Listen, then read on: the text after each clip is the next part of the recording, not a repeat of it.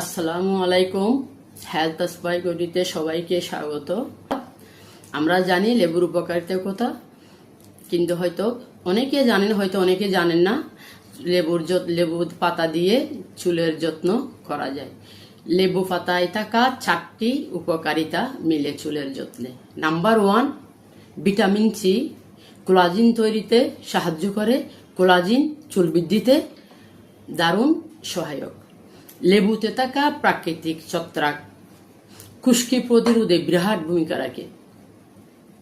লেবুতে থাকা অ্যান্টিঅক্সিডেন্ট মাথার ত্বক সতেজ রাখে, গোড়া শক্ত হয়, কোনো ধরনের ফাঙ্গাল আসতে দেয় না লেবুর রস ব্যবহার করলে।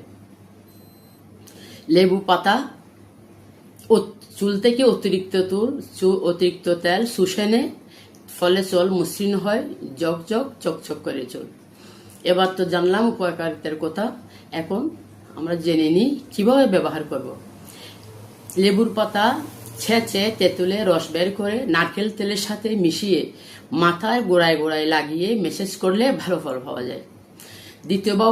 দ্বিতীয় ব্যবহারটি হচ্ছে 1 মগ পানিতে লেবু পাতার রস মিশিয়ে সারা চুলে ভালোভাবে মিশিয়ে নিলে কয়েক মিনিট রেখে দিয়ে ধুয়ে ফেললেও চুল চকচকে হয়, কন্ডিশনার কাজটি করে। ধন্যবাদ, ভালো থাকবেন সবাই।